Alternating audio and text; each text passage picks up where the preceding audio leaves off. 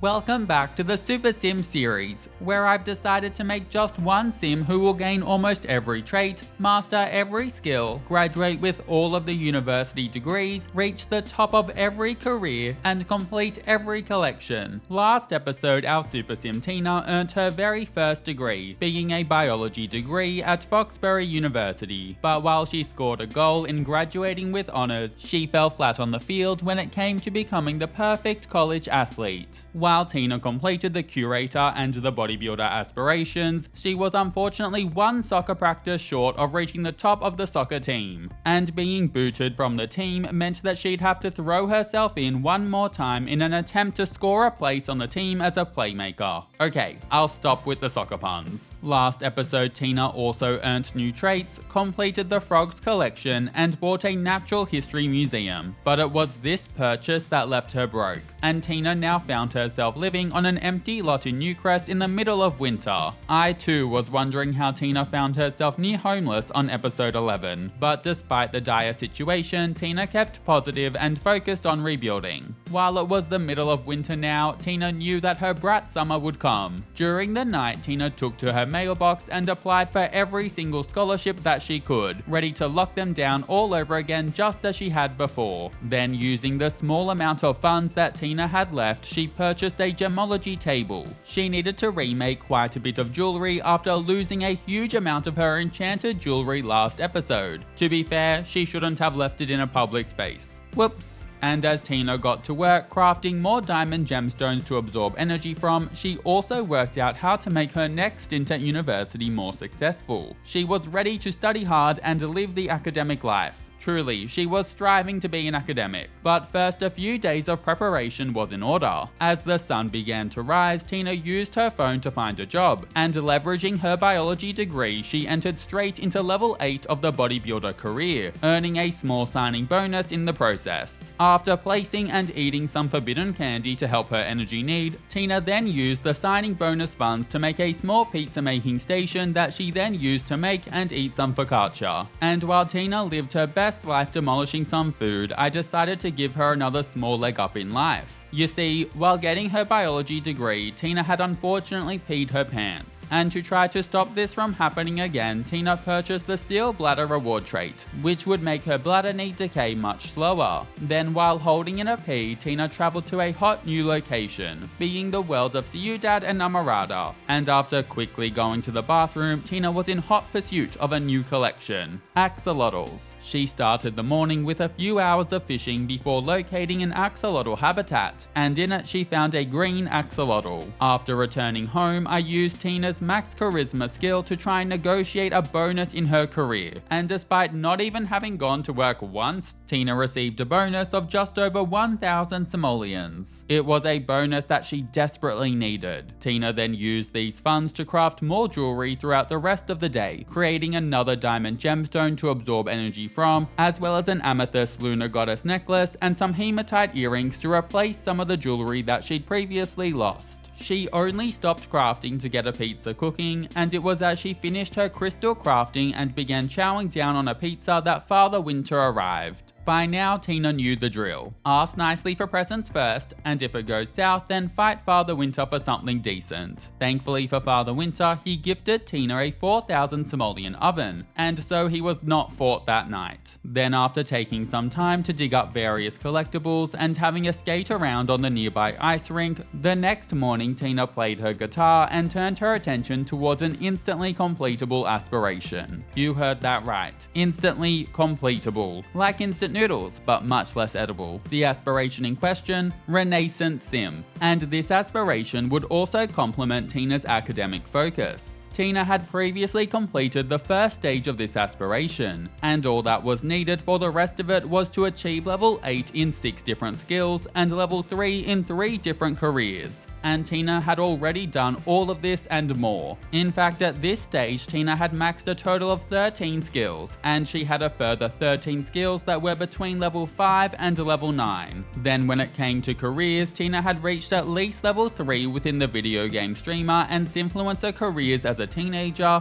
as well as the mixologist and bodybuilder careers as an adult. And so swapping to the Renaissance sim Aspirations saw Tina instantly completed in its entirety and awarded her with the professorial trait, which would allow her to write manuals or skill books for skills that she was at least level 5 in. And after a quick needs fix, you better believe that's what Tina did next. Tina headed over to Anchor Point Library in San Sequoia and swapped over to the best-selling author Aspiration. Here she spent the day carefully crafting her first guidebook for the cooking skill, and Tina had the perfect marketing strategy: negativity. I know, as much as we hate to see it, negativity sells. And so Tina decided to title her first cooking guidebook, Why You'll Never Make the Perfect Pancake.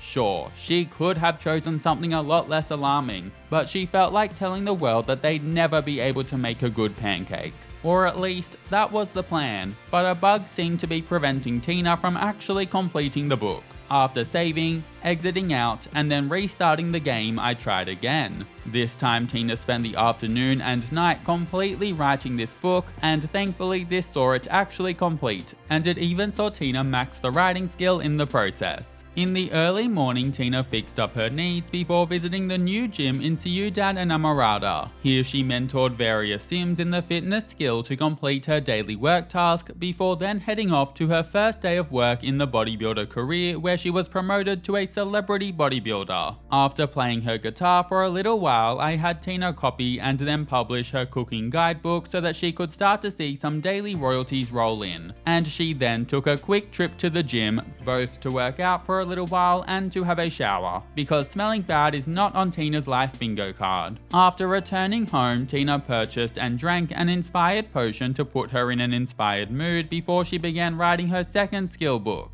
this time for gardening. It was titled, Why Your Leafy Plants Hate You. It's personal. And it was as Tina got to work writing this book that I purchased yet another reward trait to help her creative pursuits along. This time I bought Creative Visionary for 2,000 satisfaction points, and this trait would improve the likelihood of Tina writing higher quality books. After writing for a couple more hours, Tina finished off the book, and in doing so, she completed the first stage of the best-selling author aspiration. She grabbed a bite to eat and absorbed some energy from her charged crystals, and I then had Tina copy and publish her gardening guidebook for some more ongoing royalties. Overnight, Tina crafted an additional piece of jewelry, being a Simonite bracelet. Why Simonite? Well, an icon Isabel tipped me off about making use of this crystal's effects, because when charged it will drastically speed up homework completion times. And seeing how much homework Tina had to do for her university classes, I simply had to have this.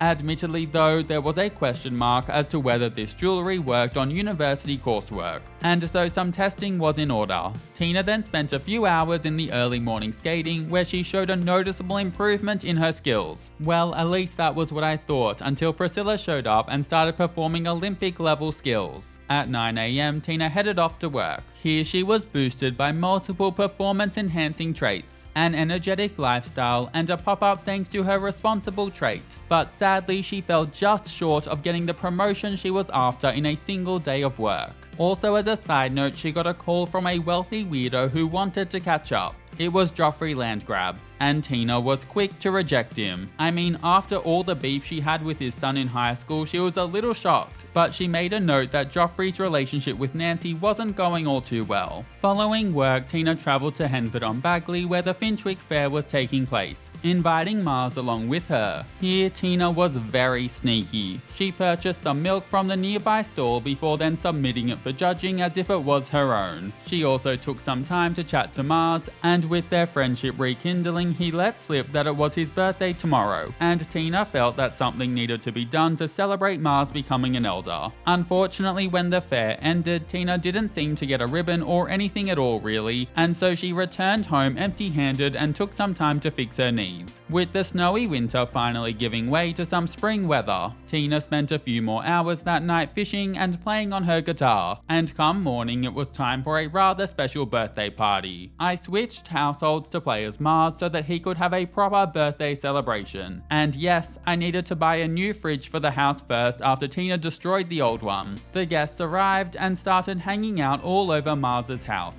and you better believe the computers were in hot demand. But there wasn't a single single guest that excited Mars as much as Tina, who had arrived loosely giving Winx Club vibes. And when Mars blew out his candles, he made a wish, a simple one that spoke volumes. He just wished that Tina would forgive him. Yes, he'd pretended to be really into Tina so that she'd gift him a potion of youth over her very own mother Sally. And after getting his hands on it and extending his lifespan, he'd done a 180 and flipped the script on her, acting all wishy-washy and disinterested while Tina's mother aged and passed away. Mars had reflected over the years and he knew what he'd done was wrong, but he felt relief and at peace. Because as he entered his final life stage, he could tell that Tina had truly forgiven him. As they say, sometimes you don't know what you have until it's gone. On reflection, Mars wished that he'd handled things differently, but he had messed up and he'd lived with the consequences, even the ones that had risen from Tina taking things a little bit too far. They'd never be together again, but at least now they were friends. They joked about old times, enjoyed each other's company, and even played some video games together, and the birthday ended as a silver-rated event. I swapped back to playing as Tina and had her spend Sunday afternoon fishing around Ciudad Enamorada. She had been hoping to find more axolotls, but it wasn't meant to be. As night fell, Tina returned home and retrieved her mail, finding her scholarship results. She'd been successful in obtaining almost every new scholarship, only failing to obtain the Newcrest Resident and Friend of the Animals scholarships. She felt particularly betrayed by the Newcrest Resident scholarship falling through. I mean, she'd been living in the neighborhood for like 6 hours before she applied. That night, Tina fixed her needs and practiced some soccer juggling, and I then had Tina swap over to the academic aspiration in preparation for a new semester at university. Seeing as her goal was to become an academic, she would understandably need to complete the academic aspiration. For the most part, this aspiration would naturally complete throughout the completion of her university degree, and importantly, this would give Tina time to focus on progressing in both the soccer team and in university organizations. That night, Tina roller skated at the nearby pop-up rink and packed up her things, all the while really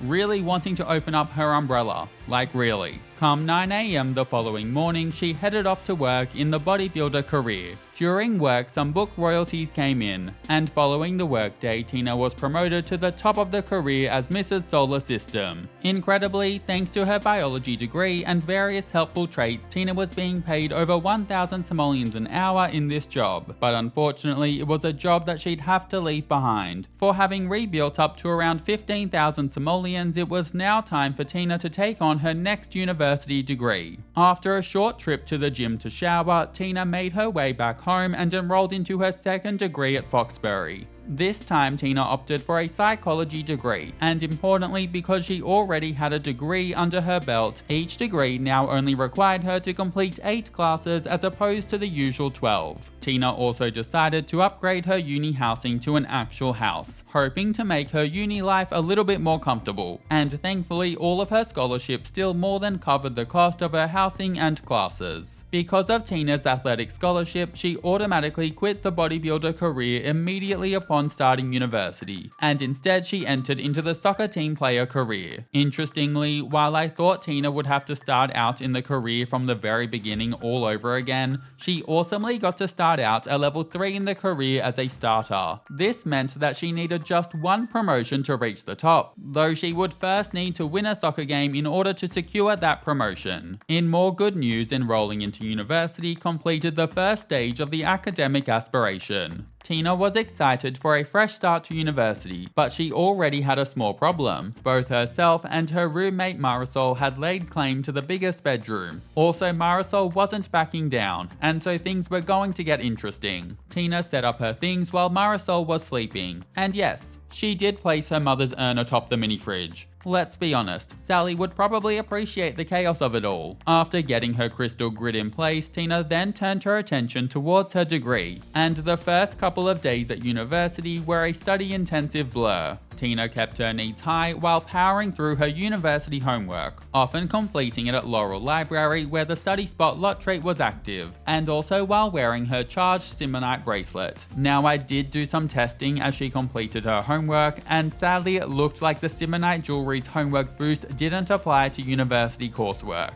It was a little bit unfortunate, but the bracelet was still cute. while she mostly used the library. Sometimes if the weather was nice, she would opt to do her homework outside as well. Tina attended all of her classes, ensuring that she would always take notes to improve her grades, and she made sure to complete, edit, and submit outstanding quality term papers and presentations to further ensure her grades were on track to be perfect. Also, side note, with the Lovestruck expansion pack now in full effect, Sims now love to make out in libraries. I mean, it's a choice. In addition to reconnecting with the many Larry Lobsters on campus, Tina also made her way to soccer team practice every afternoon, boosting her performance. Tina's term had started on Monday, and it took until Friday afternoon to truly get ahead of her coursework and submit all of her required term papers and presentations. But afterwards, Tina had a lot more freedom, and her focus locked on to the upcoming soccer game that was happening that night. Tina was sure to arrive to her game on time, but weirdly, after a pop-up appeared which saw Tina score a goal, she then appeared back out from the rabbit hole while the game was ongoing. And at the end of the game, I didn't get a notification telling me whether Tina had won or lost the game. Yes, more bugs.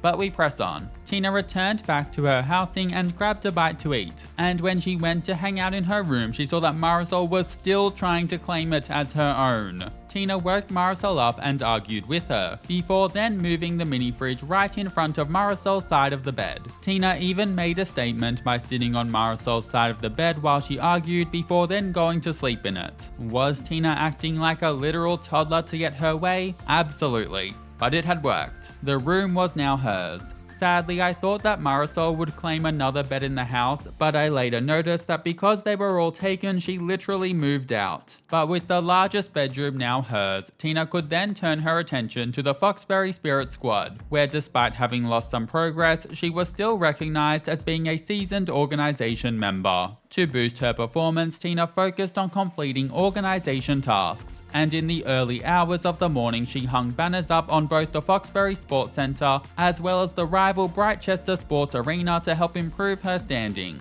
Previously, when completing her biology degree, I had largely ignored organization tasks in favor of going to events, but I was beginning to realize that I'd need to be doing both if I wanted to reach the top rank of the various university organizations within a short time frame. Tina returned to Foxbury as the sun began to shine, and after studying soccer plays in preparation for her game that night, she made her way to the Foxbury School Spirit Day, which I felt somewhat obligated to attend after I received literally 24 game notifications for it. Yes, I counted. Like, alright, I get it, I'll go. Here Tina played ping pong for a while and danced, before taking selfies with and high-fiving Lobster Larry multiple times to boost her position within the Spirit Squad University organization. And after grabbing a bite to eat and finishing up at the School Spirit Day, Tina then got ready for her soccer match at the rival Brightchester University that night, eager to win it. Here Tina once again scored a goal, and at the conclusion of the night, Tina's team managed to win the game. I was beyond thrilled, because after all of the struggling, it was finally looking like Tina would be promoted to the top of the soccer team soon. Unfortunately, her performance was currently just short, so she'd need to attend a soccer practice to lock down that very coveted promotion. Tina returned home, showered, and then fixed up her energy need by eating forbidden candy and absorbing energy from crystals, and I then turned my attention back to collectibles. After her needs were in a decent place, I sent Tina to Ciudad Enamorada, where she spent a couple of hours in the early morning fishing as I hoped for axolotl habitats to spawn. Somewhat sadly, none actually appeared. And so, grumpy from fishing for a long time, Tina turned her attention to love. She called up her boyfriend Sergio to organize a romantic date cloud gazing in the rain. Sergio might struggle, but Tina was waterproof, so she'd be fine. The date went perhaps a little too well, as Sergio on the spot proposed, to which Tina again had to turn him down and say no way.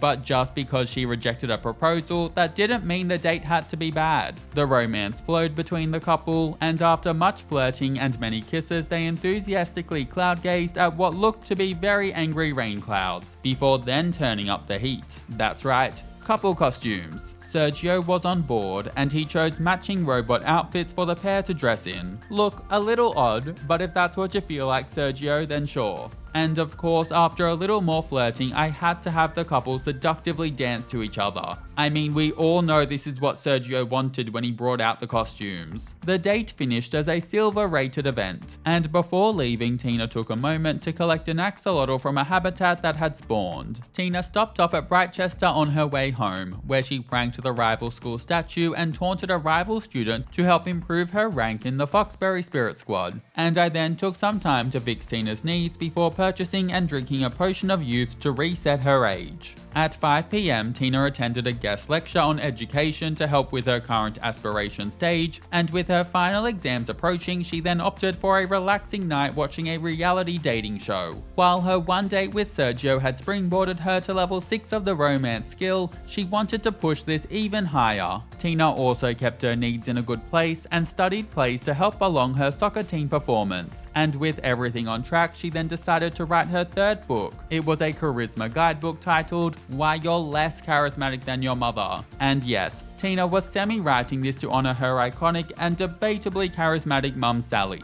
Tina wrote the book through the night, and Sally even appeared and mourned herself too, reminding us why she's the charismatic queen that she is. And while Tina wrote a book in honor of Sally, Sally took some time to give back by breaking Tina's bathroom. Once finished, Tina made a copy of the book for herself and then published it for ongoing royalties. Then the following day was all about final exams. After going for a morning jog to clear her mind, Tina made her way to her exams on time. She powered through both of the scheduled exams for the day before grabbing a bite to eat while she waited for her results to come in. And when they did roll in, they were good, with Tina achieving an A+ result in every subject. It was a feat which helped progress Tina's academic aspiration, and she immediately signed up for another term before making her way to evening soccer practice. This training session was a big deal because here Tina was promoted to the top of the soccer team as a playmaker, earning a neat new trophy in the process and allowing her to enter straight into the professional athlete branch of the athlete career in future. I decided that I'd let Tina continue in the soccer team through her final semester, and then, as you likely guessed, the first few days of Tina's new university semester were very study focused.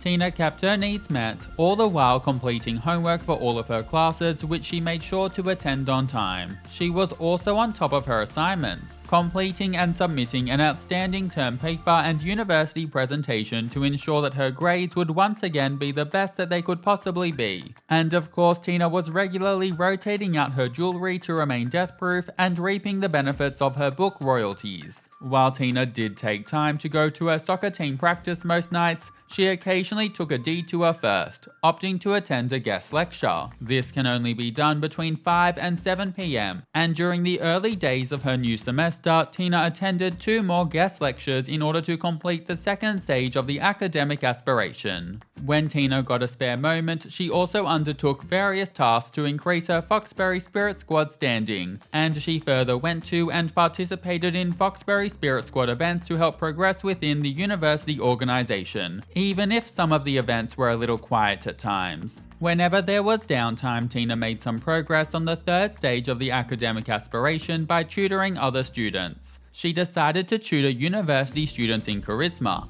As it was a skill that Tina was maxed in, she would get the maximum payout. And for storytelling purposes, I told myself that she'd also use this time to promote her recently released book. It took until Sunday morning for Tina to truly get on top of her coursework, and she celebrated by spending the morning relaxing and playing some chess and even doing some painting in Windenburg. She returned back to campus at 11 AM in time for the School Spirit Day, where Tina repeatedly started Foxbury cheers with mixed success. Mostly, I was just happy that Tina got to reconnect with her lobster dance moves. After many cheers and a few selfies with Lobster Larry, Tina finally reached the top rank of the Foxbury Spirit Squad as a senior member, earning a Lobster Larry outfit, an anti-University of Brightchester poster, and the signature Foxbury ping pong table as a result. That night, I decided to have Tina visit the Finchwick Fair with none other than Mars. And here Tina did what she does best. She purchased produce before submitting it to the Finchwick Fair competition as if it was her own. After a brief chat with Mars, Tina rushed off to her soccer game, but after managing to win her game, she returned back to the fair afterwards where she hung out with Mars as she waited for the competition results. Sadly, Tina only received a participation wool ribbon, but this was a new collectible and so overall it was a win. After traveling home, Tina took a moment to fix up her needs, and then at around 4 AM I had her tutor students in Charisma. Yes, you can tutor students at 4 AM. Tutoring took Tina around 4.5 hours and only made her 100 simoleons, but it was necessary to make progress in her aspiration. I had Tina enter into a back-to-back tutoring session, and when she finished at around 2 PM, she travelled straight to the flea market in San Myshuno. Here she collected a couple of city posters and then capitalised on a massive collectibles opportunity when a huge assortment of My Sim trophies went up for sale. Tina literally purchased all of them, and this saw her obtain 16 of the 20 My Sim trophies from the collection, including all of the rare ones. It was also when looking at my collectibles tab that I realised something odd.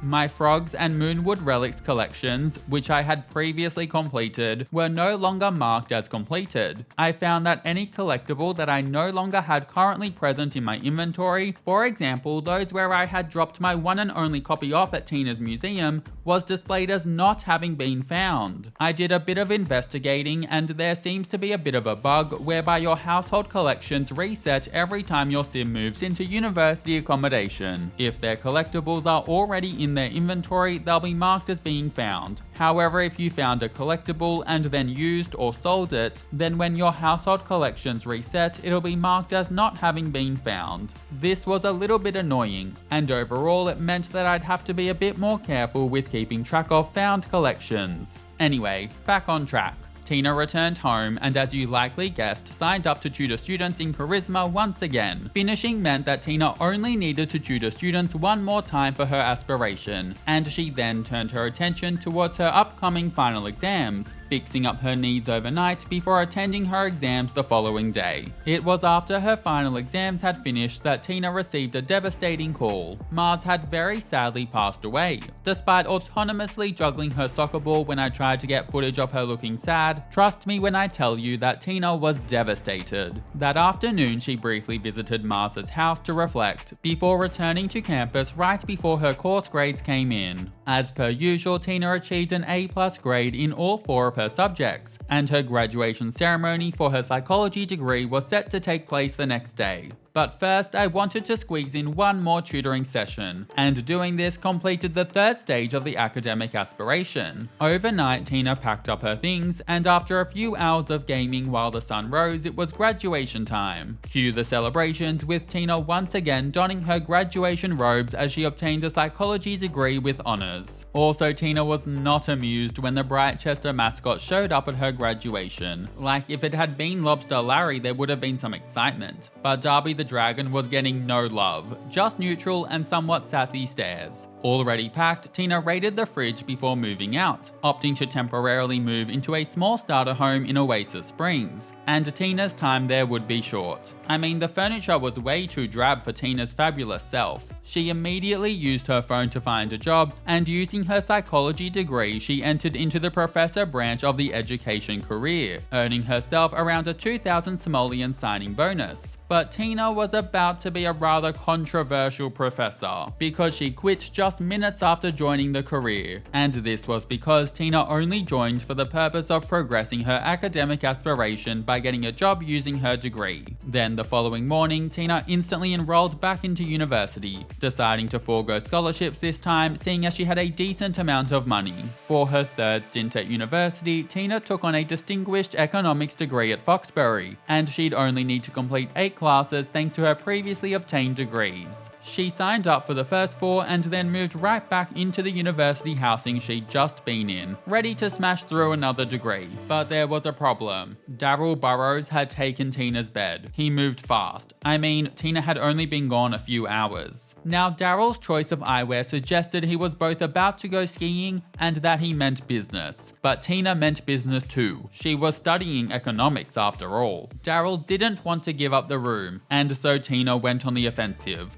only, confusingly, Daryl was kind of into it. Tina couldn't quite read him, but she knew how to claim the room as hers. She simply assigned the bed to herself and set up her furniture, and Daryl backed down so quickly that Tina thought maybe they could even be friends. After all, Daryl had now set himself up in the super cute pink room downstairs, so Tina would absolutely be hanging out with him. But first, there was something Tina needed to do. She headed off to Laurel Library where she knew there were research machines. And as she had over level 6 of the research and debate skill, she was able to contribute knowledge to them. Tina was a natural, and I know this because of the way her index finger clicked the mouse. And after successfully contributing knowledge to the research machine, she earned a small amount of funds, and even more importantly, she completely finished off the academic aspiration, which granted Tina the higher education reward trait. This trait would allow Tina to earn more money from contributing knowledge to the research machines and from publishing research papers, which Sims can do on a computer at level 8 of the research and debate skill.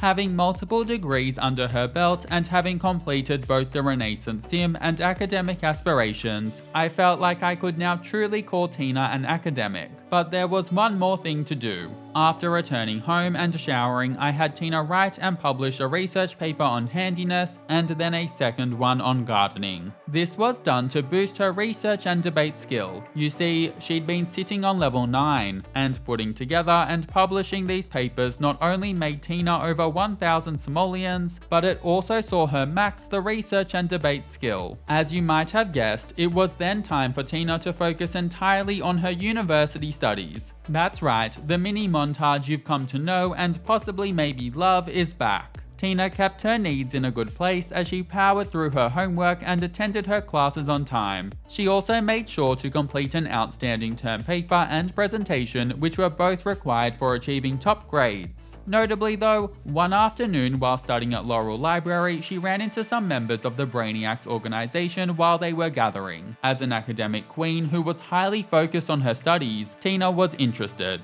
All it took was a quick chat with Ashley, and after she asked to join, she was accepted into the organization where she was immediately given a t-shirt and poster. As a newfound member, Tina used any moments of downtime she had in the week to progress in the organization, both by completing various tasks and by attending and participating in events at both the library and at Pepper's Pub. Although I will flag that Tina being the only Brainiacs member to attend the pub night made it a little bit awkward. But you know, Tina still had a nice chat with a lady rummaging through the trash. And of course we can't forget Daryl, who Tina was spending time with during the week and really warming to. Daryl's awesomeness also raised a question. What was Sergio doing? I mean, despite his very out-of-pocket proposal, he had been making zero effort lately. When Tina had a few spare moments over the weekend, she spent them searching for axolotls and various other collectibles. Very importantly, Tina found a rare black melanoid axolotl, and having found a rare axolotl, she would now be able to turn her attention to breeding the axolotls that she had found to collect new varieties. While there's a cooldown of a couple of hours for this, Tina continued breeding axolotls over the weekend as she worked towards finishing off the university semester. And come Monday morning, Tina had gone from having 3 axolotls to having 8 out of the 15 total in the collection. Over the weekend, while fishing in the rain, Tina also came across a strange figure. She was dressed in very peculiar robes and was keeping to herself. Her presence piqued Tina's interest. She had heard whispers about an elusive secret society around campus. Was this a member? Tina didn't have a chance to find out, as the robed figure escaped in complete silence while Tina was focused on hooking a catch. Tina tried to see where she went, but she lost sight of her at the Love Motel. Even as the snow began to fall on Monday, Tina continued to focus on her studies, and attending a Brainiac study session on Monday afternoon saw Tina become a seasoned member of the Brainiacs organization. She was becoming a prominent member very fast, but she also needed to,